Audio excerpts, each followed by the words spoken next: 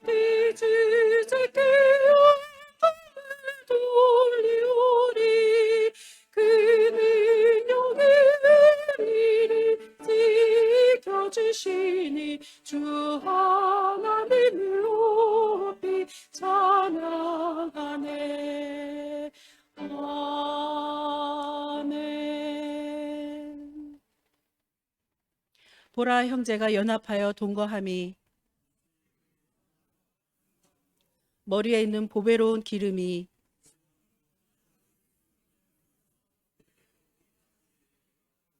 헐몬의 이슬이 시온의 산들의 내림 같도다.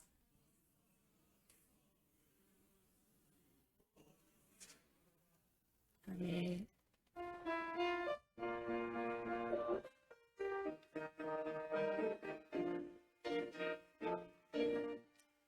위에 계신 너의 친구 그 사랑 지극하다.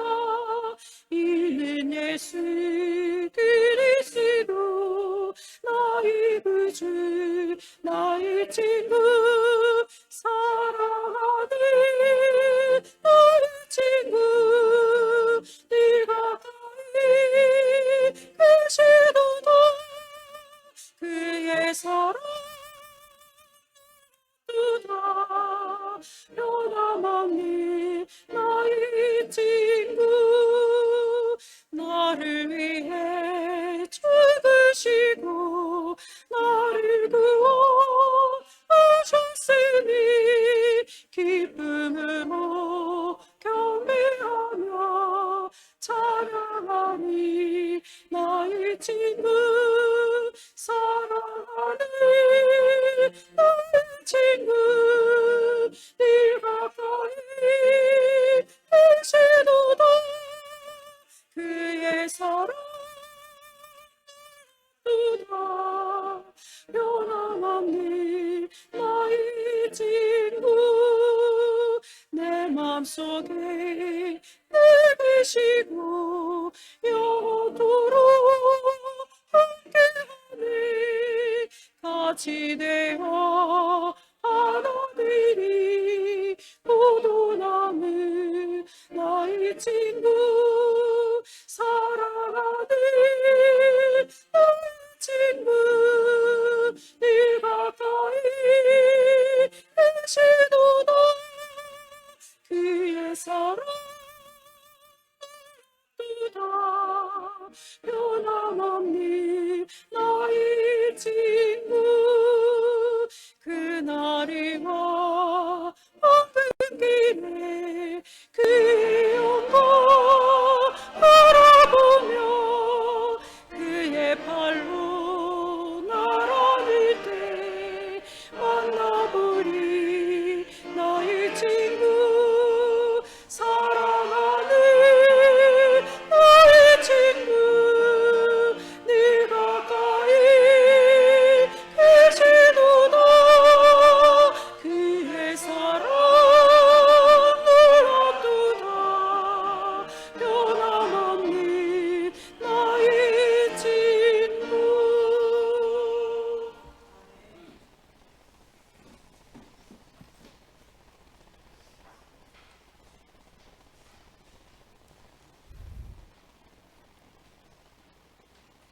여호와여, 우리 주의 이름이 온 땅에 어찌 그리 아름다운지요. 주의 영광을 하늘에 두셨나이다. 거룩한 주일 아침에 창조주 하나님의 존귀와 영광과 권능을 높이 찬양하나이다. 우리 모두를 받으시고 주님의 사랑으로 충만하게 하옵소서. 우리가 믿음으로 바라보면 일상의 삶이 모두 기쁨과 감사한 것이며 주님의 은혜가 아닌 것이 하나도 없나이다. 이 시간 두근거림으로 십자가의 길을 바라보게 하시고 설렘으로 부활의 소망을 갖게 하옵소서. 우리 모두를 정결하게 하시고 섬김과 순종으로 하나님이 기뻐 받으시는 삶이 되게 하옵소서. 춘천교회 모든 성도들이 믿음으로 함께 나아가게 하시고 늘 따뜻한 만남과 위로가 있는 교회가 되게 하옵소서. 입원 중인 김상준 집사를 비롯하여 심신이 연약한 성도들에게는 주님의 긍휼함을 입혀주셔서 새 힘을 얻게 하시고 믿음으로 모든 어려움을 이기게 하시기를 간구하나이다. 하나님 아버지, 오늘 예배 후에는 전교인이 수련회를 가게 됩니다. 아름다운 자연에서 성도들이 주님의 음성을 들으며 영과 육이 새로워지는 기회가 되게 하시고 하나 되는 믿음의 공동체로 나가는 시간이 되게 하옵소서. 특별히 많은 물에서 세례를 받을 성도들에게 은혜를 더하시며 하나님이 기뻐하시는 거듭난 인생으로 새로 출발이 되게 하옵소서.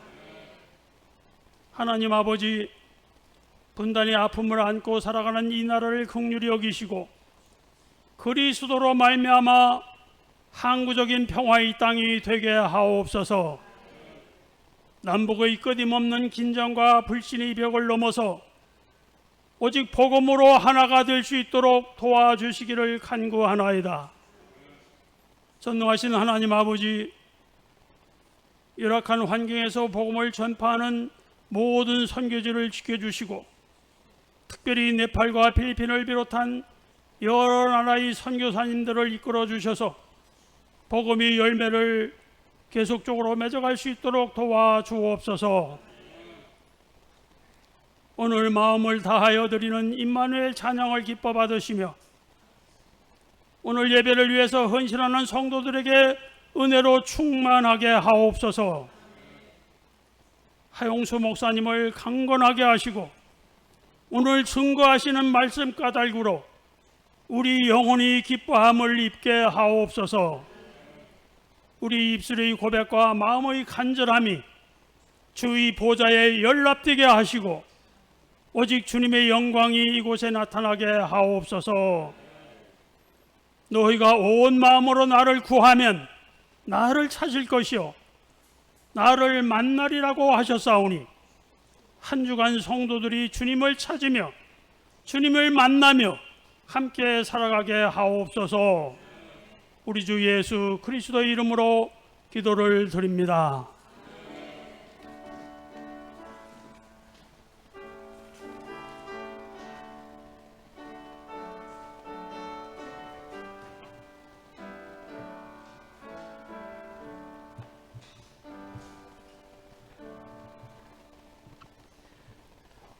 예, 엎드려 평화에서 나누시기 바랍니다.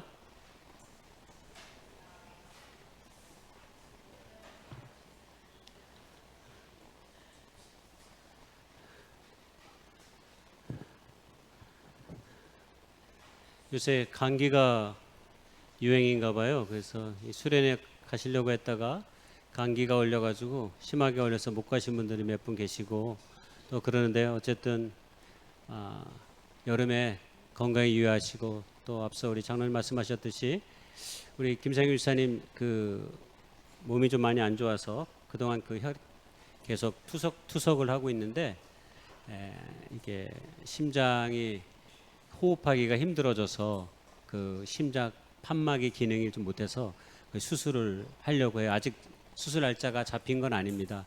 지금 아산병원에 입원해 계시고요. 아산병원에서 이제 몸이 좀 회복되면 중환자실에서 심장 판막 조금 어제 전화해 보니까 어제 조금 좋아졌다고 그러는데 어쨌든 여러분 많이 기도해 주셔서 우리 집사님이 굉장히 좋은 인생의 계획도 또 갖고 있고 자기가 몸이 좀 좋아지면 하나님의 영광을 위해서 뭔가 해보고 싶다. 본인이 이제 갖고 있는 은사가 있으니까 이제 그런 고백도 지난번에 하셔가지고 어쨌든 여러분이 많은 중보의 기도가 있었으면 좋겠고요. 그래서 나중에 올 때 많이 격려해 주시고 또 위로해 주시면 좋겠습니다. 이 시간에 우리 오늘 수련회 가서 세례 받으실 분들 저기 해야 되는데 아직 일단은 두 분만 일단은 나오시죠. 우리 이미령 성도님하고 우리 이현숙 집사님. 세례문답은 여기서 하고 이따가 우리 수련회 장에서 세례식을 바로 거행하려고 하고 있습니다. 먼저 세례 받으신 분들에게 제가 세례문답을 하고요. 그 다음에 교인들에게 세례문답을 받도록 하겠습니다.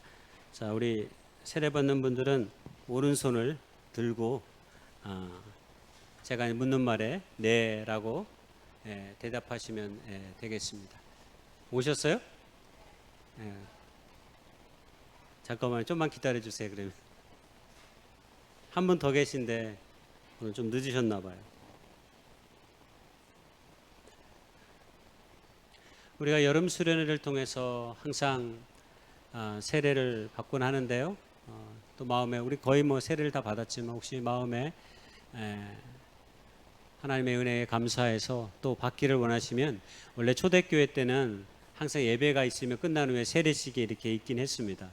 그래서 항상 즉시로 또 세례를 받기도 하고, 그래서 전도자 빌립이 이디오피아 내시에게 즉시로 물가로 나아가서 세례를 주었던 것처럼 그런 교회적 전통이 성경으로부터 오랫동안 있어 왔습니다. 그래서 항상 예배가 있으면 항상 세례가 있었고, 이제 초대교회 때는 교회가 확장되어져 갔기 때문에 그렇게 매주마다 세례받는 사람들이 많이 있었습니다. 그래서 세례가 교회의 전통 속에서 굉장히 축복된 전통이고 은혜의 시간으로 늘 소개되고 또 우리에게 알려주고 있습니다. 그래서 믿음의 사람들은 이 세례를 통해서 온 교회 모든 백성들이 이제 하나가 되고 진정한 그리스도 예수의 가족으로, 영적인 가족으로 우리가 새롭게 태어나는 순간이 이 순간입니다. 그래서 세례 받는 사람들은 그렇고, 또 이미 기존의 교인들은 또 새롭게 세례를 받으신 분들을 축복함과 더불어서 영적으로 우리가 서로 책임지는 존재로 살아가겠습니다라고 하는 그런 믿음의 고백을 함께하는 시간이 이 세례 문답 시간이기 때문에, 이 세례 문답 시간을 통해서 세례자뿐만 아니라 또 우리 성도님들에게도 똑같이 세례의 문답을 받음으로써 우리가 주님의 몸된 교회 안에서 책임적 존재로 우리가 살아가겠다라고 하는 이 다짐이 이 시간을 통해서 우리에게 주어지고 있는 것입니다. 그래서 이 세례 문답의 시간이 우리에게 있다는 사실을 기억하시고, 아무쪼록 이 시간들을 통해서 우리가 주님 안에서 하나님의 거룩한 백성이 되는 아름다운 다짐과 결단의 시간이 되었으면 좋겠습니다. 자, 오른손 들어주시고요. 오른손 들어주시고, 제가 묻는 말에 네라고, 네나 아멘이나 대답해 주시면 좋겠습니다. 여러분은 예수 그리스도가 하나님의 아들이시며 우리를 죄악 가운데서 십자가에서 구원하신 주님이심을 믿으십니까? 두 번째, 성경 66권이 유일한 하나님의 말씀의 계심을 믿으며 그 말씀의 가르침에 따라 살기로 작정하며 순종하시겠습니까?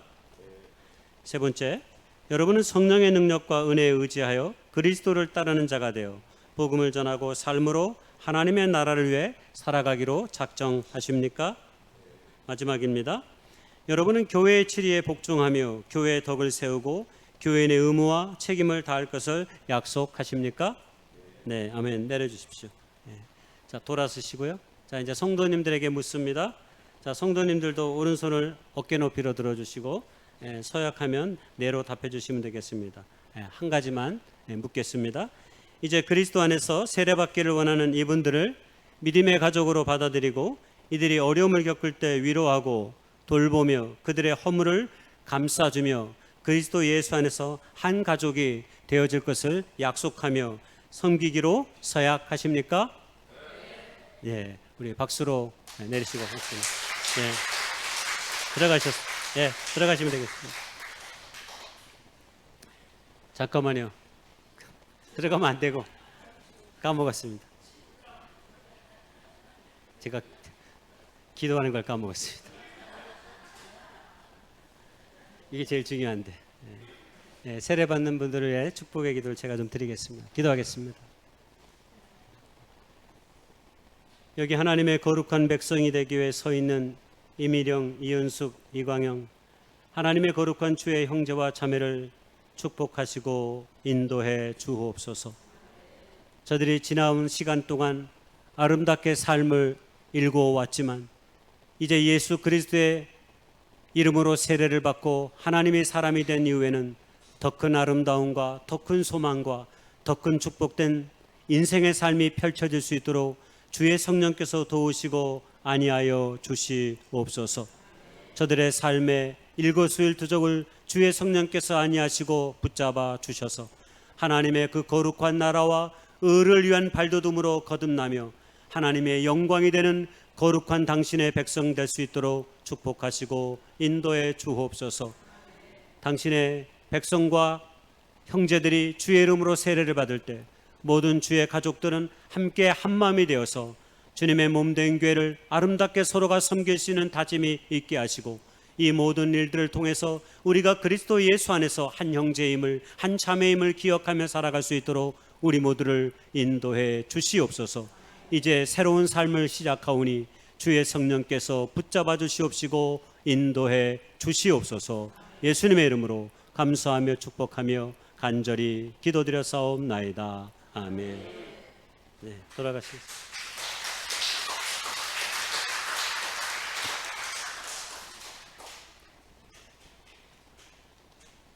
예, 점심 식사 후에 바로 여름 수련회 출발하려고 하는데 운전자분들만 잘 기억하시면 좋겠어요. 운전자분들이 원래 이 38선에 본 펜션이 우리가 교회에서 한 20분이면 가는 곳에 있는데 지금 몇 주 전에 도로에 침해 현상이 일어나 가지고 공사 중이에요. 공사 중. 그래서 화천으로 돌아서서 이게 가게 돼 있습니다. 그래서 1시간 정도 걸려요.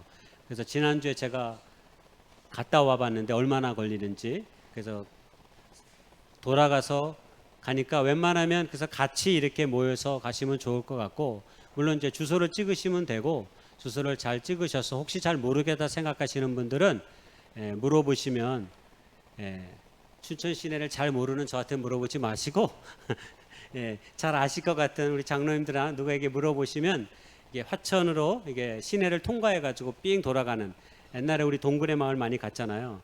그때 그 좌회전으로 가는데 좌회전 말고 우회전으로 해서 쭉 가시면 그렇게 어렵지 않게 찾을 수 있습니다. 아무쪼록 38선에 본 펜션에서 잘 만날 수 있기 바라고, 또 이 어려움이 어쩌면 우리에게 또 아름다운 축복의 기회가 되겠다는 생각도 합니다. 왜냐하면 공사가 하고 있고 뭐 그러니까 아마 사람들이 별로 없을 것 같아요. 그래서 우리가 전체를 빌린 건 아니고 층을 빌렸는데 아마 우리가 우리만의 좋은 시간을 보낼 수 있는 또 그런 기회가 되지 않을까 싶습니다. 아무쪼록 운전자분들 기억해 주셔서 이 안에 차량 운전 어디에 누구 차로 어디에 타는지 거기 다 소개되어 있으니까요. 하시고 혹시 오늘 마음이 바뀌어서 내가 가기를 원하시면 언제든지 환영하니까. 차는 너무 많아요. 그래서 차 한 대를 좀 줄이려고 하기도 하고 그러는데 어쨌든 우리가 여러 가지 몸이 아파서 또 사정이 있어가지고 못 오시는 분들이 있는데요. 늘 그분들도 기도해 주시고 우리가 다 함께 또 함께 할 수 있도록 늘 마음 써주시면 좋겠습니다. 회비는 우리 교회 영원한 회계 우리 김인혜 집사님께서 손 들고 있는 저분한테 회비를 다 내주셔야 됩니다. 그래서 개인은 3만 원이고 가족은 6만 원, 학생에 한해서만 2만 원 할인해서 그렇게 받도록 하겠습니다. 이번 주 목요일 금요일 날 또 우리 그리스도교회 청소년 연합수련회가 서울에 있는 우리 그리스도교회 대학의 강서대학교에서 1박 2일로 기숙사에서 그다음에 이제 그 수양관에서 그 앞에 강당에서 열릴 예정입니다. 우리 학생들이 많이 가기를 원했는데 이제 아이들이 다 고등학생이 되고 막 그러다 보니까 이게 쉽지 않은 것 같아요. 그래도 몇 명이 신청했는데 또 우리 아이들이 마음을 바꾸어서 같이 갈 수 있는 특별한 기회가 있었으면 좋겠다 생각해서 나 학원을 다 빠지라고 그랬는데 학원을 뭐 6개, 7개를 4개 뭐 다들 이렇게 얘기해서 제가 할 말을 잃었습니다. 6개를 조정해야 된다고 그러고 4개를 조정해야 된다고 그래서 옛날에는 하나 보냈고 2개 보냈는데 지금은 보통 4개, 6개를 보내나 봐요. 어쨌든 그럼에도 불구하고 학원보다 더 소중한 추억과 은혜를 경험할 수 있는 기회가 되니까 우리 학생들 가운데서 신청한 우리 친구들이 있다면 함께 할 수 있는 기회가 됐으면 좋겠습니다. 구역 우리 미션 구역 여름나기 우리가 7, 8월 동안 진행하는데요. 여름 기간 동안에 어디서 구역 식구들끼리 좋은 시간을 보낼지 장소를 정하시고 또 찍은 거 그다음에 장소 그다음에 몇 명 참여했는지 해서 우리 밴드에 다 올려주시면 우리에게 아름다운 또 도전이 되고 또 화합할 수 있는 그런 기회가 될 것으로 생각합니다. 예, 특별한 광고 없으시면 주의 만찬 시간 갖도록 하겠습니다. 하나님의 말씀은 잠언서 13장 20절의 말씀입니다. 지혜로운 자와 동행하면 지혜를 얻고 미련한 자와 사귀면 해를 받느니라. 예수님께서 이 땅에 오셨을 때 자기 자신을 뭐라고 말씀하셨냐면 우리에게 내 말대로 너희가 행하면 내가 너희들의 친구가 되어주겠다라고 요한복음 15장 14절에 말씀했습니다. 그러면서 말씀하시기를 사람이 친구를 위하여 자기 목숨을 버리면 이보다 더 큰 사랑이 없다 그랬습니다. 여러분, 오늘 우리는 믿음의 공동체로 여기 앉아 있습니다. 믿음의 공동체로 앉아 있다고 하는 것은 우리가 그리스도 예수 안에서 또 다른 영적인 가족이며 또 다른 의미로는 친구가 되었다라고 하는 것입니다. 오늘 믿음의 가족들이 친구가 되었다고 하는 것은 우리가 혈연적인 가족보다 더 오랜 시간 동안 소중하게 여기는 그런 관계의 삶이 되었다는 것을 의미합니다. 우리의 혈연의 관계는 누군가가 죽으면 그 끝이 납니다. 그러나 믿음의 사람들의 관계는, 친구된 우리의 관계는 우리가 육적인 이 시간에서부터 영원한 시간에 이르기까지 우리는 영적인 가족으로 영원토록 남습니다. 그러므로 오늘 우리가 이 안에서 서로 믿음의 가족으로 영원한 친구가 됐다는 사실이 얼마나 놀라운 일입니까? 우리의 친구됨은 이 땅에서부터 영원한 천국에 이르기까지 지속되어질 것입니다. 그리고 그것을 위해 주님께서 십자가에 우리의 죄를 위하여 못 박혀 죽으셨던 것입니다. 우리는 이 떡과 이 잔을 매주 먹고 마심을 통하여서 하나님의 영원한 가족으로 그리고 주님과 영원한 친구로 서 있는 존재임을 기억하며 날마다 나아갈 수 있는 저희 모든 사람이 될 수 있기를 주님의 이름으로 축복하고 소망합니다. 우리가 떼려가는 이 떡은 예수님의 몸을 기념해서 우리가 함께 나누는 것입니다. 떡을 위한 분명의 기도를 드립니다. 우리의 영원한 친구 되신 예수님의 은혜를 이 시간 기억하며 나아가기를 원합니다. 주님께서 당신의 생명으로 우리에게 친구가 되어 주었듯이 이제 우리도 우리의 친구들을 위해 기꺼이 우리의 삶을 내어줄 수 있는 아름다운 믿음의 용기가 있게 도와 주시옵소서. 예수님의 이름으로 감사하며 기도했습니다. 아멘.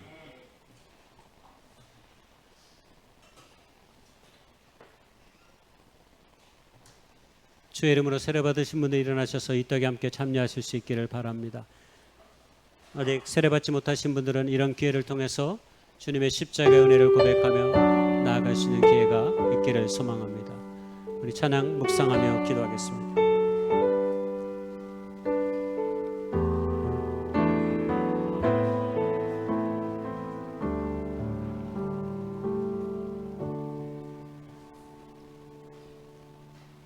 지금 돌아서가는 이 길을 따라 나는 그렇게 먼 길을 떠났었고 아버지를 등진 채 걸었던 그날의 길을 이젠 세상을 등지고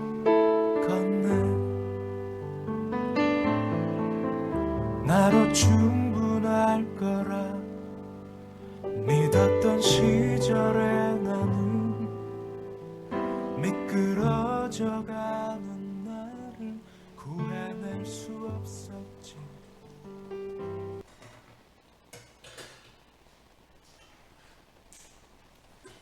우리가 받으려고 하는 이제는 주님의 보혈의 피를 기념해서 함께 나누는 것입니다.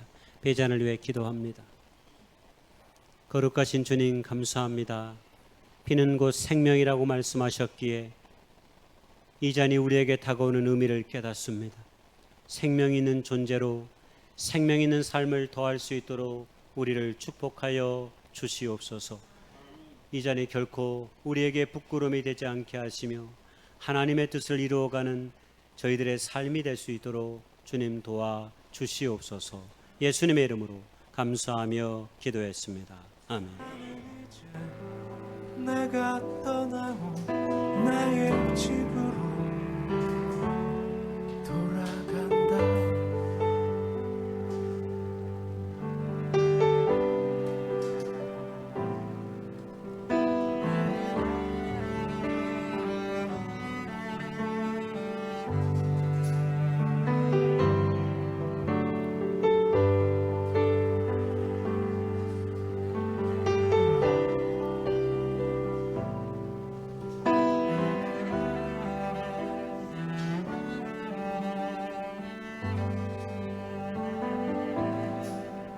좀 더 채우기 위해 떠났던 이 길을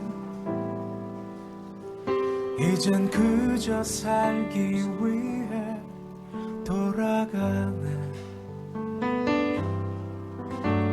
거칠게 뒹굴던 길가의 나의 모습은 그 길의 먼지처럼 가벼웠지. 늘 버리려 했고 잊으려 애쓰던 고향에 불던 그 바람 여전할지. 그리운 나의 아버지 또 나의 친구들 저녁 들판에 땀방울 나의 형 용서받을 수 있을까? 아니 용서를 구하는 것이 옳은 일인지 이젠 모르겠지만 고향편 하늘을 보며 절로 흐르던 내 눈물처럼 저절로 내가 떠나온 내 고향으로 흘러간다.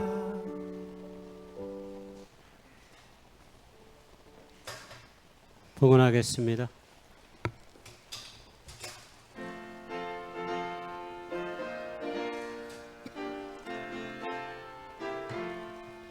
날 되찾으신 예수께 내 생명 모두 드리니 늘 진실하게 하소서.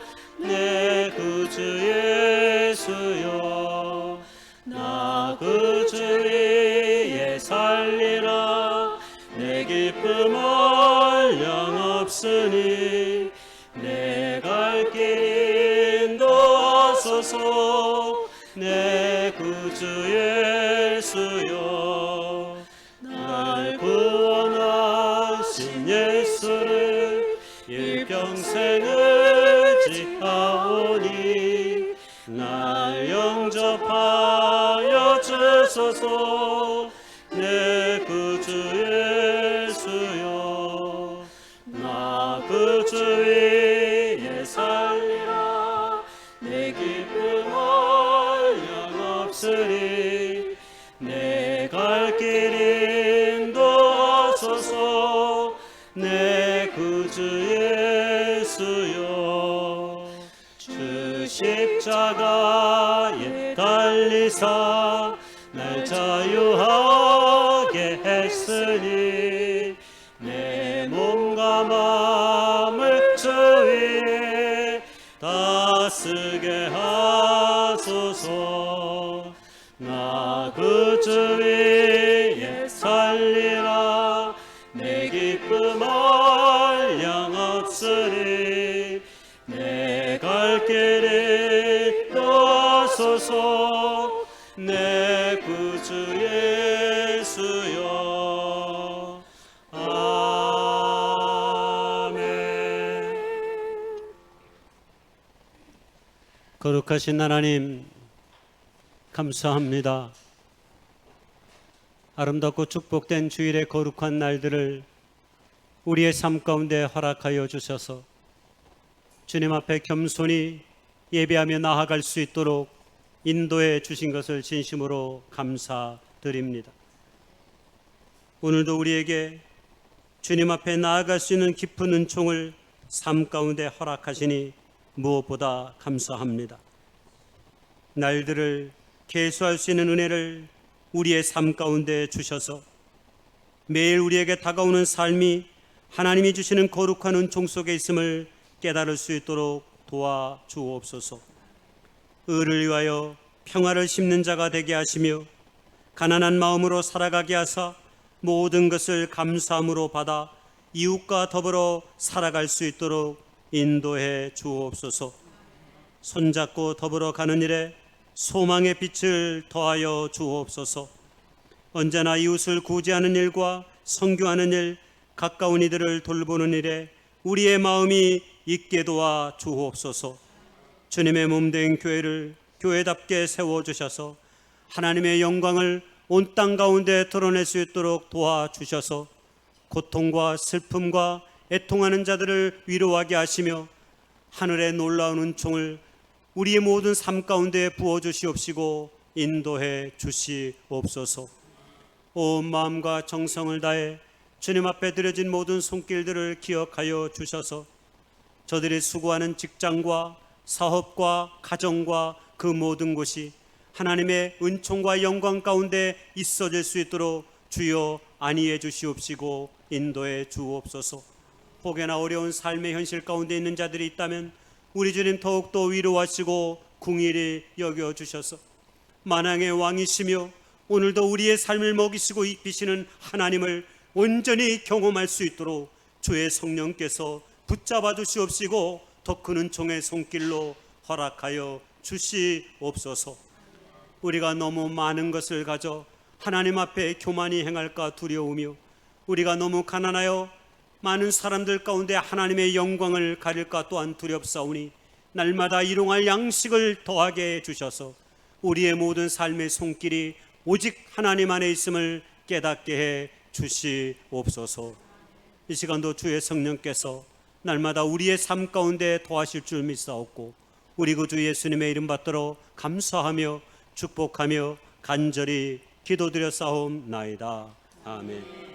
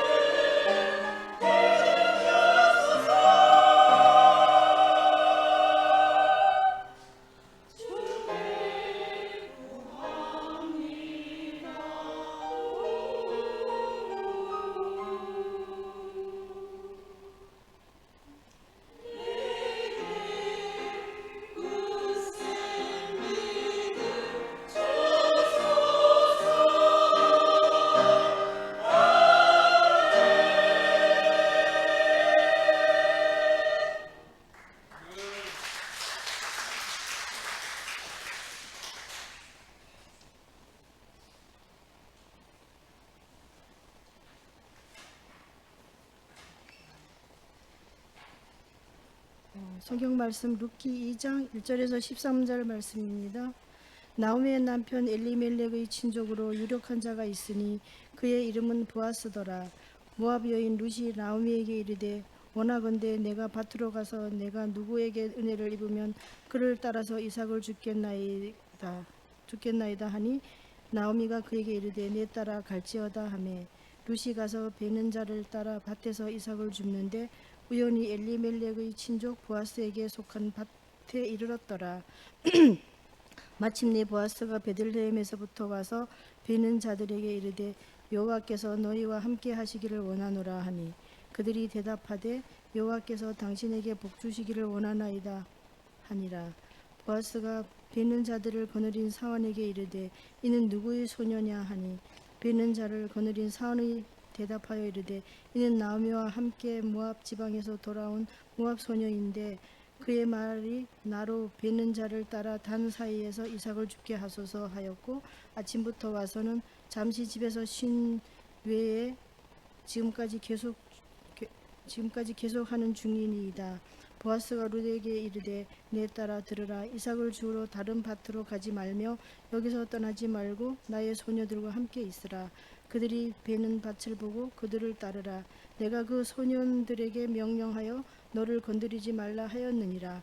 목이 마르거든 그릇에 가서 소년들이 기러온 것을 마실지니라 하는지라. 룻이 엎드려 얼굴을 땅에 대고 절하며 그에게 이르되 나는 이방 여인이거늘 당신이 어찌하여 내게 은혜를 베푸시며 나를 돌보시나이까 하니 보아스가 그에게 대답하여 이르되 네 남편이 죽은 후로 네가 시어머니에게 행한 모든 것과 네 부모와 고국을 떠나 전에 알지 못하던 백성에게로 온 일이 네게 분명히 알려졌느니라. 여호와께서 네가 행한 일에 보답하시기를 원하며 이스라엘의 하나님 여호와께서 그의 날개 아래에 보를 받으러 온 네게 온전한 상 주시기를 원하노라 하는지라. 룻이 이르되 내 주여 내가 당신께 은혜 입기를 원하나이다. 나는 당신의 하녀 중에 하녀와도 같지 못하오나 당신이 이 하녀를 위로하시고 마음을 기쁘게 하는 말씀을 하셨나이다 하니라.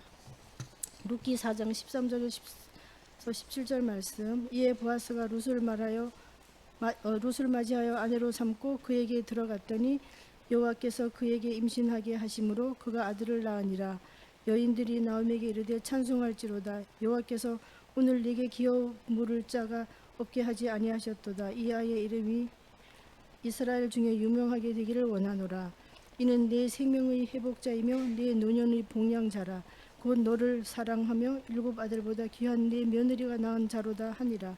나오미가 아기를 받아 품에 품고 그의 양육자가 되니 그의 이웃 여인들이 그에게 이름을 지어주되 나오미에게 아들이 태어났다 하여 그의 이름을 오벳이라 하였는데 그의 다윗의 아버지인 이새의 아버지였더라. 마태복음 1장 5절 말씀. 살모는 라합에게서 보아스를 낳고 보아스는 룻에게서 오벳을 낳고 오벳은 이새를 낳고. 아멘.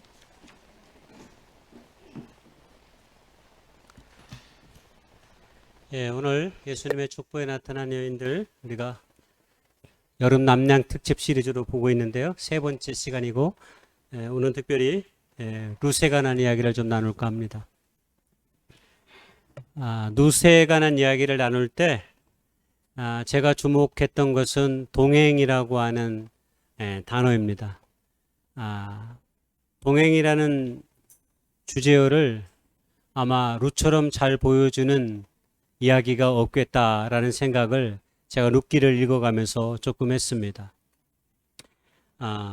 첫 번째 동행은 시어머니 나오미와 동행하는 며느리 롯의 이야기입니다. 이게 전반부를 차지해요. 그리고 후반부에는 룻과 동행한 보아스라고 하는 한 남자의 이야기가 나옵니다.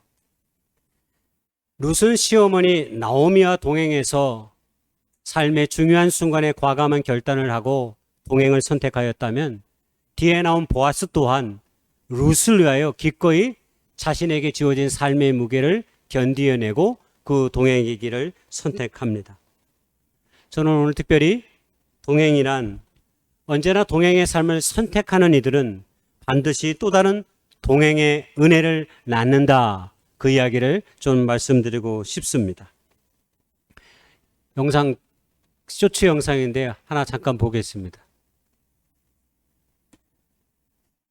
제가 틀게요. 네, 눌러주세요. PPT에서 누를 수 있어요.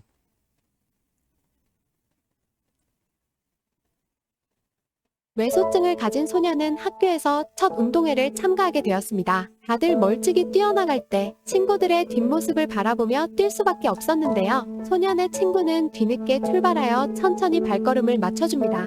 잘 오고 있는지 뒤를 돌아보며 같이 가주네요. 경기 시작 전에 선생님은 소년에게 먼저 출발할 것을 권했지만 다른 친구들과 똑같이 시작하고 싶었고 홀로 뛰는 소년을 친구가 함께한 것이었는데요. 외롭고 힘든 길이라도 나를 응원하고 지지해줄 친구 한 명만 있다면 괜찮은 삶이지 않을까 생각이 드네요. 짧은 영상이지만 동행이란 무엇일까를 외소증을 아는 한 아이도 보여주었고요. 그리고 그 옆에서 뛰었던 한 친구도 그대로 보여줬습니다. 선생님은 먼저 뛰라고 하는 말을 외소증을 가진 아이는 거절합니다. 친구들과 같이 뛰겠습니다. 그리고 그 옆에 있던 친구는 그런 친구의 또 다른 동행의 길을 선택하죠. 우리의 삶 가운데 들여다보면 항상 기꺼이 내 무거운 짐을 기꺼이 동행해주는 친구를 통해서 우리가 때로 가벼움을 누리기도 합니다. 그리고 그런 삶은 또 다른 동행의 역사를 낳기도 하는 거죠. 저는 눕기를 통해서 그 동행의 놀라운 역사의 환희가 눕기를 읽으면서 내내 제 마음속에 부딪혀 왔습니다. 그래서 오늘은 제가 눕기를 이 동행이라는 시각을 통해서 여러분에게 말씀드리고 싶습니다. 눕기의 내용은 우리가 길게 다 읽었지만 앞에는 읽지 않았기 때문에 제가 좀 설명을 하겠습니다. 이스라엘 땅에 살고 있었던 한 가정이 기근을 만나가지고 옆에 있는 모압 지방으로 이주해 갔습니다. 그 가정의 이름은 엘리멜렉입니다. 그리고 그의 아내는 나오미입니다. 그리고 두 아들과 같이 갔는데 두 아들은 말론과 기론이었습니다. 그러던 어느 날 아버지가 엘리멜렉이 그 모압 땅에서 죽었습니다. 그리고 두 아들인 말론과 기론은 그의 와이프들을 얻었는데 한 명은 누시고 한 명은 오르바입니다. 그런데 공교롭게도 두 아들이었던 말론과 기련도 얼마 가지 않아서 세상을 떠나버렸습니다. 졸지에 이 가족의 남은 사람들은 여인 3명이었습니다. 그때 한 10년쯤 되었을 때 마침 이스라엘 땅에 기근이 해갈됐다는 소식을 듣습니다. 그러자 나오미와 두 며느리를 데리고 나오미는 이스라엘 땅으로 가야 되겠다라는 생각을 했습니다. 왜냐하면 그래도 이방의 땅보다는 그래도 내 고향 땅이 내가 밥을 빌어 먹고 사는 일에는 조금 덜 힘들지 않겠느냐라고 생각하였기 때문입니다. 그래서 시어머니 나오미가 두 며느리 롯과 이 오르바라는 여인을 데리고 출발합니다. 성경을 잘 읽어보면 처음부터 두 며느리를 안 데리고 간 게 아니에요. 데리고 갔어요. 그런데 데리고 가는 그 여정 가운데 갑자기 시어머니 나오미가 생각을 했던 것 같습니다. 아, 그래도 이건 아니지. 그러면서 두 며느리를 여행 중에 부릅니다. 너희가 이제 그냥 친정집으로 돌아가는 것이 좋겠다. 너희들이 나와 같이 이스라엘 땅에 가서 산다는 건 너무 어렵고 힘든 일이기 때문에 너희가 이제 남편도 죽었고 얼마든지 새로운 삶을 살아갈 수 있는 기회가 있으니 너희 고향집으로 돌아가라. 원래 자리로 돌아가라. 라고 얘기했습니다. 그때 두 며느리가 울며 한 목소리로 어머니와 함께 가겠다고 말합니다. 물론 요즘에는 이런 며느리가 별로 없습니다. 두 며느리가 어머니와 함께 가겠다고 말해요. 그러니까 시어머니 나오미가 지난번에 다말을 얘기할 때 소개한 계대보호법 있잖아요. 아들을 낳지 못하고 죽으면 동생의 며느리가 대신 할 수 있고요. 그렇게 계속해서 밑으로 내려가는 거. 근데 지금 남아있는 사람이 누구예요? 아무도 없어요. 그래서 나중에 시어머니가 무슨 말을 하냐면 야, 내가 이제라도 장가를 가서 이 시집을 가가지고 아이를 낳을 수도 있는 것도 아니고, 그리고 그 아이가 나중에 커서 너희들과 결혼한다고 그래도 이게 얼마나 오랜 세월이 걸리겠느냐. 그러니 안 된다. 그러니 너희 집으로 돌아가라 라고 말했던 거예요. 얼마나 합리적이고 이성적인 말입니까? 이렇게 설득했으면 당연히 말을 들어야 되잖아요. 그래서 오르바라고 하는 이 한 여인은 그런 것 같습니다. 오르바라는 여인이 나쁜 여인이 아니에요. 여러분 착각하면 안 돼요. 성경에 그런 얘기 없으니까 룻의 선택 때문에 오르바가 잘못된 여자처럼 보여지는데 꼭 그런 것은 아니에요. 근데 놀랍게도 룻이 시어머니 나오미에게 돌이킬 수 없는 고백을 해요. 한마디로 시어머니 마음을 움직이는 고백을 해요. 그게 뭐냐면 내가 어머니를 따라 심지어는 어머니의 신앙의 고백을 며느리가 그대로 하면서 어머니와 함께 내 모든 삶의 순간들을 내려놓겠다라고 고백하는 거예요. 여러분 이게 쉬운 일이 아닙니다. 여러분 모압이라고 하는 땅에는 원래 그모스라고 하는 우상신이 득세하는 곳이었어요. 그러니까 아마 모르긴 몰라도 룻은 모압 사람이었기 때문에 그모스라는 신을 섬겼을 것입니다. 그런데 이 엘리멜렉의 집에 시집을 오고 나서 이들이 믿는 하나님을 아마 온전히 자기의 신으로 받아들였던 것 같아요. 그러니까 오늘 시어머니 나오미에게 말하고 있는 룻의 고백을 보세요.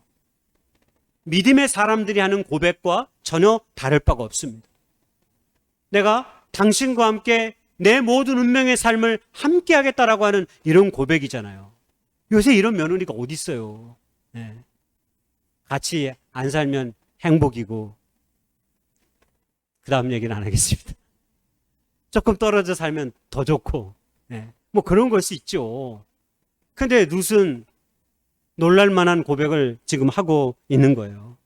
한마디로 이 집에 시집 와가지고 모르긴 몰라도 시어머니 나오미가 됐든 엘리멜렉이 됐든 두 아들이 됐든 하나님에 대한 신앙을 받아들이고 변화되어진 삶의 모습을 보여주고 있는 거예요. 그래서 시어머니와 동행을 선택하는 거예요. 여러분 같으면 여러분 이 동행의 선택이 쉽습니까? 이건 정말로 어렵습니다. 유명한 프랑스의 철학자 시몬 베유라는 사람이 동행을 잘하는 사람을 뭐라고 얘기했냐면 본능을 거스르는 노력을 실천에 옮기는 사람이다. 이렇게 얘기했어요. 본능을 거스르는 노력. 여러분, 우리가 예수를 믿고 사는 그리스도인입니다. 어쩌면 그리스도인들이 딱 이 얘기에 적합한 삶을 사는 사람들 아니에요? 우리가 주님을 알지 못했을 때는 내 육체의 소욕대로 살아왔습니다. 내 마음이 원하는 것들을 하며 살아왔습니다. 근데 우리가 주님을 만나고 난 후에 주님께서 우리 가운데 들어오시니까 우리 안에 선한 마음이, 의를 행하고자 하는 마음이, 하나님의 영광을 높이고자 하는 마음이 새록새록 솟아나지 않습니까? 그래서 우리가 아직 육체의 본능은 남아있지만 끊임없이 이 육체의 본능을 넘어서 하나님의 뜻을 생각하면서 하나님이 기뻐하시는 길을 걸어가려고 몸부림치고 판단하며 사는 사람들, 여러분 그런 사람들이 오늘 그리스도인들이잖아요. 근데 지금 꼭 룻이 쉽게 어떤 며느리가 낯선 땅에 시어머니와 함께 아무도 자신들을 지지해주고 지탱해줄 그 어떤 것도 없는 상황 속에서 얼마나 척박하고 흉측한 상황인지는 제가 좀 뒤에 더 설명하도록 하겠습니다.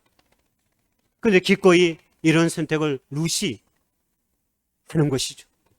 하나님을 믿는 사람이 아니면 정말 선택할 수 없는 그런 선택입니다. 데이비드 브룩스라는 사람은 사람으로 산다는 것이란 책에서 최근에 똑같이 동행의 능력을 이렇게 정의했어요. 동행에 대해서. 편안함을 같이 한번 읽어보겠습니다. 시작.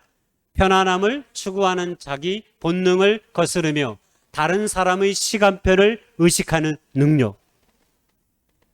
와, 난 너무 저 정의가 너무 마음에 많이 와닿았어요. 여러분에게 제일 마음에 와닿는 단어가 어떤 거예요? 제게는 다른 사람의 시간표를 의식하는 능력이라는 이 문장이었어요. 우리가 하나님을 믿고 예수님을 믿으면 내 시간표에 모든 것에 초점을 맞추는 것이 아니라 하나님의 시간에 하나님이 보시는 거예요. 오늘 본문에 의하면 어려움을 당하는 사람의 시간에 내 삶의 시간을 맞추는 것입니다. 바로 룻이 그런 것입니다. 여러분, 우리가 주님을 받아들이면 우리 안에 어떤 마음이 커져갑니까? 타인을 생각하는 마음이 커져갑니다. 이웃을 생각하는 마음이 커져갑니다. 그것뿐입니까? 이제는 뭘 해도 내가 중요했어요. 내가 잘 살아야 하고, 내가 먼저 성공해야 되고, 내가 먼저 1등해야 되고, 그렇게 몸부림쳐 살아왔습니다. 그러나 주님이 우리 안에 들어오시면 우리는 때로 원수조차도 긍휼의 눈으로 바라보려고 애를 쓰는 것이죠. 이게 믿음의 사람들, 하나님을 모신 사람들의 특징인 것이죠. 여러분이 갖고 있는 재능과 칭찬은 무엇입니까? 여러분이 갖고 있는 재능과 은사에 대해서 누군가가 칭찬하실 일이 있을 거예요. 여러분, 그때 받았던 칭찬의 내용이 뭡니까?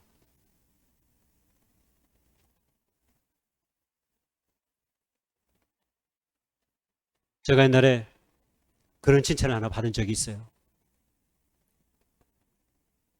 당신은 나와 오래 함께 할 수 있는 사람인 것 같다 라는 얘기를 어느 친구가 했어요.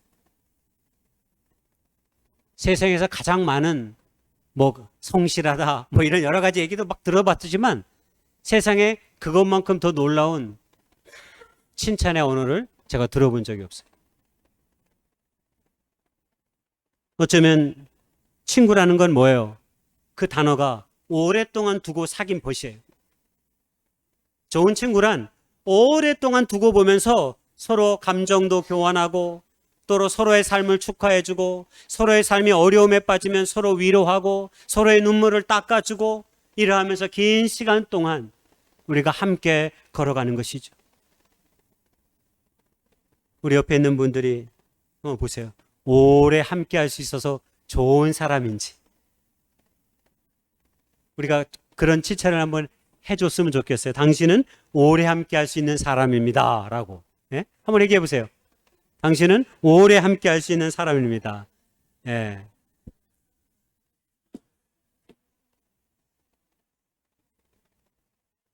요즘 젊은 친구들은 번개처럼 만났다가 정광석처럼 헤어진대요. 예? 번개처럼 만났다가 눈이 탁 맞았다가 사귀자? 1일. 옛날에는 1일은 쓰지도 않았어. 근데 요즘 애들은 카카오톡에도 만난 지 1일 됐다고 쓰더라고. 그리고 좀 일주일 뒤 보니까 없어졌어. 야, 어떻게 된 거니? 헤어졌습니다. 그 일을 왜 쓰는지 모르겠어. 번개처럼 만났다가 정광석화처럼 헤어진다니까. 이 제가 쓴 말이에요. 제가 고안해낸 말이에요, 이거. 예, 저작권은 저에게 있어요. 근데 요즘 젊은 사람들 보면 다 그런 건 아니에요, 물론. 그 중에 신실한 친구들도 있어요. 오랫동안 시간을 두고 서로의 어깨에 기대어서 인생을 삶을 사는 사람들이 있어요. 옛날 어느 잡지에 샘턴가 그랬던 것 같은데 친구들끼리 산행하는 모임이 있었대요. 오랜만에 친구들끼리 모여서 산행을 했대요. 그런데 약간 몸이 비대한 친구가 그 모임 중에 한 명이 있었답니다. 그래서 이 친구들이 지리산을 산행하려고 하는데 중산리에서 노고던까지가 한 30km 정도 된대요. 그래서 보통의 사람들은 1박 2일이면 이 중산리에서 노고던까지 간대요. 그런데 이 친구들은 이 중산리에서 노고단까지 가는 여행을 3박 4일을 정했대요. 그리고 그 시간 동안 숙소에서 하루 자고 텐트를 치면서 잠을 자면서 3박 4일의 시간 동안 완주를 했대요. 종주를 했대요. 친구들은 처음부터 몸이 비대한 그 친구가 하루에 걸을 수 있는 양이 적을 것을 알았습니다. 그래서 그 친구를 위해서 처음부터 친구들끼리 모여서 야, 우리 좀 시간을 많이 내서 저 친구와 같이 우리가 종주하자. 그래가지고 처음부터 3박 4일의 시간을 잡았대요. 얼마나 멋진 동행의 이야기인지 모르겠습니다. 동행이란 이런 것입니다. 우리의 삶을 동행으로 이끄는 데 가장 중요한 성품이 있습니다. 여러분, 그게 뭘까요? 바로 연민입니다. 사랑입니다. 희생입니다. 누군가와 특별히 사랑하는 친구와 우리의 가까운 사람들과 오랜 동행일을 걷게 하는 힘, 거기에는 희생과 연민과 사랑 같은 것이 있습니다. 그런 것으로 심겨져야 동행이 깊어집니다. 그런데 어떤 사람들은 그 동행을 늘 무엇인가 받으려고만 하죠. 뭘 인정해 주기만을 바라는 거죠. 그런 동행의 삶은 얼마 같지 않습니다. 그러나 끊임없이 연민의 눈으로 친구를 바라보며 그를 대신해서 내가 희생할 수 있는 것이면 기꺼이 그 짐을 지고 내가 베풀 수 있는 사랑의 짐을 기꺼이 베푸는 것, 그것이 우리를 긴 동행의 시간으로 이끈다라고 하는 것입니다. 지금 룻이 시어머니 나오미와 동행하면서 지금 이스라엘 땅으로 향하고 있습니다. 룻이 계산기를 두드려 가지고 시어머니를 따라가면 인생이 편하게 될 것이다. 여러분, 이런 생각을 한 게 아니에요. 그저 자기에게 지금 주어진 이 현실 속에서 시어머니 나오미를 생각하면서 자기가 할 수 있는 최고의 방법이 무엇일까를 아마 그는 고민했을 것입니다. 그리고 연로한 시어머니와 함께 비록 낯선 땅이지만 거기에 무엇이 있을지, 비록 자기를 알고 있는 사람이 단 한 명도 없을지라도 기꺼이 시어머니와 동행의 삶을 선택한 것입니다. 상황이 안 좋으면 우리는 기꺼이 가던 길도 멈춰서 돌아서는 것이 오늘날 우리의 소욕대로 사는 우리의 모습이기도 합니다. 그러나 룻은 그러지 않았습니다. 이렇게 룻은 나오미와 더불어서 고향 땅에 정착을 했습니다. 그런데 고향 땅에 돌아와 보니까 먹을 것이 없습니다. 거할 것도 변변치 않고 심지어는 먹을 것도 없으니까 어느 날 룻이 나오미에게 말했습니다. 어머니, 제가 밭에 나가서 이삭을 주워오겠습니다. 이삭을 주워오겠습니다. 기가 막힌 현실이죠. 그 먼 길을 시어머니를 따라 이스라엘 땅으로 왔는데 부딪힌 현실 생활은 더 참혹했습니다. 들어가면 다른 사람들은 농사를 짓고 추수를 하는데 룻과 나오미는 농사지을 단 한 평에 논도 없고 땅도 없고 밭도 없습니다. 그러니 남들이 혹시 추수하다가 떨어진 이삭이라도 주어서 삶을 연명해야 되겠다라고 아마 룻이 생각했던 것 같아요. 변변치 않은 삶의 현실 속에서도 룻은 절망해하지 않는 거죠. 자신이 할 수 있는 최선의 일이 무엇일까를 고민하다가 추수하는 밭에 가서 밀 이삭을 줍고 그것을 부벼 한 끼의 양식을 하면 되겠다고 생각했던 것입니다. 그래서 밭으로 나갑니다. 그러다 우연히 엘리멜렉의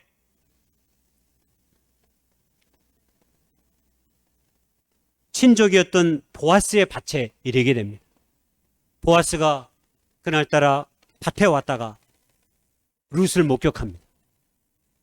밀이삭을 줍는 룻을 목격하고 저 소녀는 누구냐?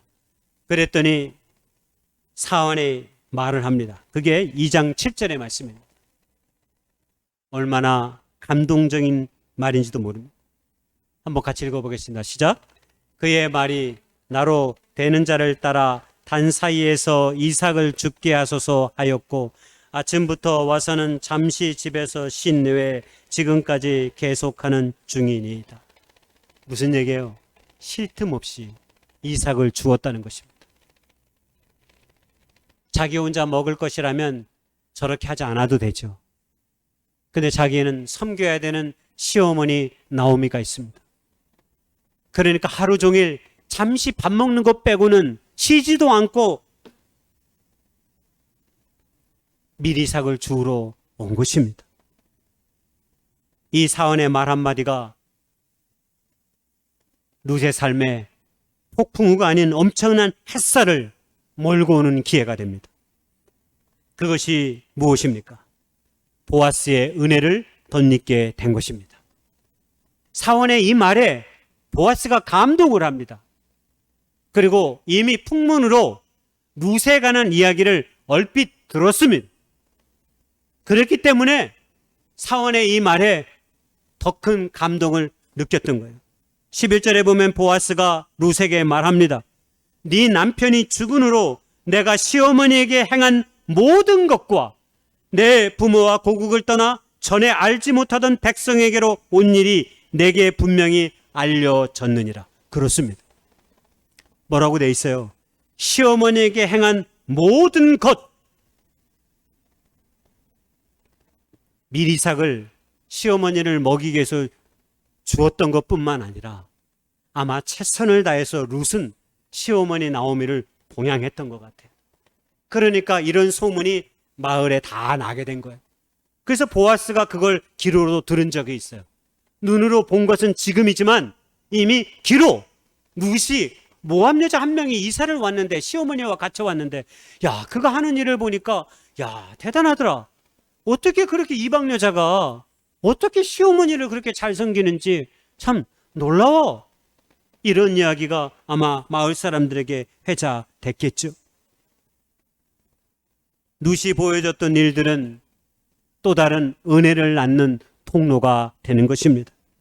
왜 우리가 주어진 자리에서 끝까지 최선을 다하며 살아가야 될 이유가 저는 여기에 있다고 보여집니다. 우리에게 주어진 삶의 자리, 우리가 최선을 다해 땀 흘리며 살아가야 하죠.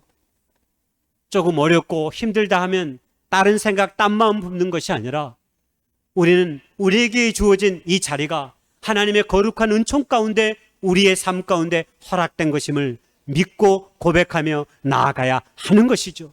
바로 그것이 룻이 고백하고 삶으로 옮겨갔던 이야기 아닙니까? 여러분, 룻이 시어머니를 따라온 것이 큰 기대는 안 했을 것입니다. 근데 이 정도일 줄은 상상도 못했겠죠. 바담평 일굴 수 있는 뭐와 다 하는 오직 먹을 것이 없으면 미리삭을 거둘 때 나갈 수밖에 없는 이 비참한 현실 속에서도 룻은 부정적인 내색 한 번 안 하고 얼굴 한색 변하지 아니하고 오직 시어머니 나오미를 곁에서 모시며 순종하며 살아가고 있는 것을 우리가 알 수 있는 거죠. 룻이 보아스를 만나서 이런 축복의 이야기를 들은 것을 시어머니 나오미에게 이야기합니다. 그랬더니 시어머니 나오미가 룻에게 이야기합니다. 그가 우리의 기업을 물을 자이다 라고 말입니다. 여러분, 기업을 물을 자라는 거는 이건 뭐냐면 저기 나와 있는 것처럼 이스라엘에 굉장히 좋은 제도가 있었어요. 이스라엘은 이 사사시대를 거치면서 이 룻기가 사사시대가 배경인데 이스라엘 백성들은 하나님께서 땅을 주셨고 그 믿음 가운데 살아. 그래서 모든 백성은 땅이 있어요. 근데 그 땅이 일구며 살아가는데 기근이 일거나 무슨 문제가 생기거나 그러면 어쩔 수 없이 자기의 밭이나 자기의 논을 다른 사람에게 양도를 할 때가 있어요. 왜? 살 길이 막막하니까. 그걸 기업을 물은다니. 그런데 누군가가 친족 중에 한 사람이 그 값을 대신하면 그 땅을 원래 회복되는 거예요. 그걸 기업 물을 자라고 말하는 거예요. 그러니까 이거는 얼마나 좋은 제도인지 몰라요. 이거는 형제주의적 공동체가 아니면 있을 수 없는 법이에요. 성경에서 가장 나쁜 사람 중에 한 사람이 고리대금업자거든요. 나중에 왕정시대 가면요, 먹을 것이 없고 기근이 심하니까 심지어 자녀를 팔기도 했어요. 비싼 값을 받고 자녀를 종으로 노예로 팔고 그 값을 지불해서 삶을 사는 사람도 있어요. 그래서 하나님께서 애원자들을 보내서 이런 나쁜 패단을 내가 진작 없애려고 제도를 만들어 놨고 했는데 왜 지키지 않느냐라고 하면서 막 화내시는 하나님의 이야기가 예언자들을 통해서 많이 있습니다. 그러니까 이런 제도는 얼마나 따스한 제도인지 몰라요. 시어머니가 나오미가 보아스가 우리의 기업을 물을 자임을 가르쳐주면서 그가 기업을 물을 수 있도록 하나님 이 룻에게 방법을 다 가르쳐줘요. 그래서 그 방법대로 룻이 행해서 결국 보아스의 약속을 받아냅니다. 근데 공교롭게 보아스는 이 기업, 엘리멜렉의 기업을 물을 자의 2순위였어요. 1순위가 아니었어요. 친족 가운데 가장 가까운 친족 1순위, 그 다음에 그 친족 다음이 2순위였어. 그래서 만약에 제 1순위였던 친족이 자기가 만약 기업을 물으면 보아스는 기업을 물을 수가 없는 거예요. 그래서 보아스가 약속했어요. 만약에 첫 번째로 기업을 물을 사람이 난 못하겠다 그러면 그때 내가 하겠습니다 라고 약속을 해요. 근데 여러분, 어떤 정신 나간 사람이 이 기업을 물으겠어요? 시집 갔다 온 여인과 결혼도 해야 되고, 거기다가 그의 시어머니도 복양해야 되고, 자기도 삶을 살아야 되고. 여러분, 정상적인 사람이라면 이 기업을 안 물으죠. 그러니 당연히 1순위에 있었던 친족은 난 못하겠습니다 그거. 내가 왜 그런 힘든 일을 사서 합니까? 난 못하겠습니다. 결국 보아스가 기업 물을 자가 되었습니다. 그래서 롯과의 약속을 이행하는 거죠. 그래서 엘리멜렉이 빚을 져가지고 모압으로 이사 왔었잖아요. 그래서 그 모든 빚을 보아스가 다 갚습니다. 그리고 롯과 결혼하여 죽은 자의 이름을 이어가도록 했습니다. 여러분, 보아스에게 돌아오는 것은 아무것도 없습니다. 그러나 연민의 마음으로 룻과 동행해서 결혼하고 나오미를 봉양했습니다. 자신의 물질도 재정적으로 보면 엄청난 손해를 본 것입니다. 그러나 그가 기업 물을 자의 책임을 다한 것이죠. 그러나 이런 보아스는, 결국 이런 섬김과 희생은 결국 성경의 역사에 찬란하게 기록됩니다. 다윗의 증조 할아버지가 보았습니다. 예수 그리스도의 육신의 혈통의 조상이 보아스가 됩니다. 그리고 룻도 있습니다. 이렇게 룻과 보아스는 서로 동행의 길을 통해서 하나님의 놀라운 은총의 삶을 덧입는 거죠. 여러분, 우리가 보아스를 기억해야 될 또 하나 이야기가 있습니다. 그가 바로 지난주에 보았던 기생 나합의 아들이라는 사실입니다. 그가 다윗의 할아버지라는 사실은 잘 알아요. 그런데 많은 사람들이 기생 나합의 아들이 보아스라고 하는 사실은 잘 모릅니다. 여러분, 이 사실이 너무 놀랍지 않습니까? 그의 어머니가 보여주었던 삶, 아무런 편견 없이 자신의 어머니도 이방의 사람이었지만 이스라엘 민족의 사람들을 환대함으로 하나님의 구원을 덧입었던 자기 어머니처럼 자기도 이방의 여자였던 모함 여인인 룻을 기꺼이 기업 물을 자로 스스로 선택함을 통하여서 그와 동행의 길을 걸어가는 그의 성품은 얼마나 아름답고 고귀한지 모르겠습니다. 그래서 12절에 말하기를 여호와께서 내가 행한 일에 보답하시기를 원하며 이스라엘의 하나님 여호와께서 그의 날개 아래 보호를 받으며 온 내게 온전한 상 주시기를 원하노라 하고 보아스가 룻에게 이런 고백을 하게 된 것입니다. 보아스의 연민은 세상의 편견과 경계를 뛰어넘습니다. 자기보다 앞서 기업 물을 자는 자신이 손해볼 것을 생각하여 포기했지만 보아스는 기꺼이 책임을 지는 모습을 보여주었습니다. 그리고 평생의 동행자로 룻을 삼습니다. 룻이 시어머니 나오미에게 보여줬던 동행의 연민은 이제 거꾸로 보아스의 룻이 연민의 은혜를 덧입게 됩니다.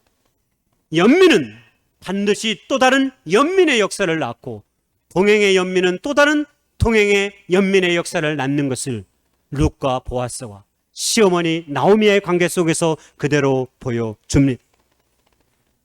동행이라는 말은 그냥 단순히 길을 걷는다는 것이 아닙니다. 서로의 삶에 기대어서 서로의 삶의 동역자로 살아가기 위해서 기꺼이 연민의 눈으로 서로의 희생의 짐을 짊어지는 것입니다.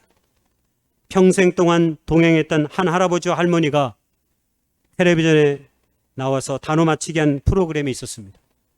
실제로 할아버지 할머니 부부가 텔레비에 출연했어요. 우리가 흔히 말하는 단어 맞추기 설명이었어요. 할아버지가 설명을 하고 할머니가 답을 하는 내용입니다. 할아버지가 문제를 딱 봤는데 문제 답이 천생연분이었습니다. 할아버지가 열심히 설명했습니다. 할머니가 도저히 알아듣지를 못합니다. 너무나 답답하니까 할아버지가 말했습니다. 당신과 나 사이 하고 말했습니다. 할머니는 끄떡이며 대답했습니다. 이제 알겠다고. 왼수 딱 대답했습니다. 그래서 황당한 할아버지가 소리칩니다. 네 글자로 얘기하지, 네 글자. 그랬더니 할머니와 평생 원수 이렇게 대답했다고 합니다. 평생 동안 동행하며 살아도 왼수 같은 사람이 있습니다. 그러나 평생 동안 살으면 행복해하는 사람들이 있습니다. 저는 그 사람들이 하나님의 안에 모인 그리스도인의 삶의 모습이라 생각됩니다. 오늘 우리는 짧은 시간이지만 주님 안에서 서로 동행하며 시간을 보내기 위해 오늘부터 수련회를 가려고 합니다. 우리의 모든 동행의 역사는 주님의 몸된 교회 역사 가운데 남아있을 뿐만 아니라 하나님의 영원한 생명책에 기록될 것입니다. 비록 이번 수련회는 짧은 사진으로 남겨지겠지만 먼 훗날 우리의 동행의 신앙의 길은 하나님 안에서 다 아름답게 쓰여지게 될 것입니다. 바라기는 이번 수련회도 우리에게 아름다운 동행의 역사가 쓰여질 수 있도록 최선을 다해 온 마음을 다해 서로를 섬김을 통해 하나님의 영광을 드러낼 수 있는 복된 아름다운 교제 시간 될 수 있기를 주님의 이름으로 축복하고 소망합니다. 우리 함께 잠시 기도하기 원합니다. 이번 수련을 통해서도 하나님께서 아름다운 동행의 역사가 우리의 삶 가운데 쓰여지게 해달라고 하는 그런 다짐의 기도가 이 시간 잠시 우리 안에 있었으면 좋겠습니다. 함께 기도하며 나가기 원합니다. 기도하겠습니다. 거룩하신 하나님 감사합니다. 시어머니 나오미의 기꺼이 동행의 삶을 선택했던 누처럼, 그리고 누의 삶에 부응하여 기꺼이 그 길에 동행했던 보아스처럼 우리는 그렇게 서로의 어깨에 기대어 우리에게 주어진 인생의 삶의 시간들을 살아감으로 말미암아 하나님의 놀라운 은혜의 역사를 만들기를 원합니다. 이번 수련회가 그렇게 우리 안에 있던 모든 무거운 짐들이 서로의 어깨에 기대어 가벼워질 수 있도록 인도해 주시옵소서. 그리스도 예수의 은혜로 우리가 하나 됐사오니 하나님의 영광 가운데 우리의 삶을 거하게 하시고 사나 죽으나 언제나 주님의 영광 가운데 우리의 모든 삶이 있음을 깨닫게 하옵소서. 영원한 생명책에 여기 있는 모든 사람들의 이름들이 아름답게 기록될 터인데 그때 우리가 이렇게 살았나 라고 고백할 수 있는 아름다운 일들을 많이 써갈 수 있도록 주님 도와주시옵소서. 모든 환경과 모든 상황과 모든 것들을 주장해 주시옵소서. 예수님의 이름으로 감사하며 기도드렸사옵나이다. 아멘. 우리 다 같이 일어나셔서 찬양 드리겠습니다.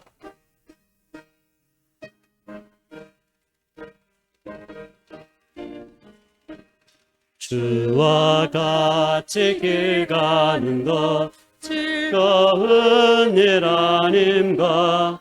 우리 주님 걸어가신 발자취를 밟겠네. 한 걸음 한 걸음 주 예수와 함께 날마다 날마다 우리 걸어가리. 어린아이 같은 우리 미련하고 약하나 주의 손에 이끌리어 생명길로 가겠네. 한 걸음 한 걸음 주 예수와 함께 날마다 날마다 우리 걸어가리. 꽃이 피는 들판이나 험한 골짜기라도 주가 인도하는 대로 주와 같이 가겠네. 한 걸음 한 걸음 주 예수와 함께 날마다 날마다 우리 걸어가리. 옛선 지자 에녹같이 우리들도 천국에 들려 올라갈 때까지 주와 같이 걷겠네. 한 걸음 한 걸음 주 예수와 함께 날마다 우리 걸어가리.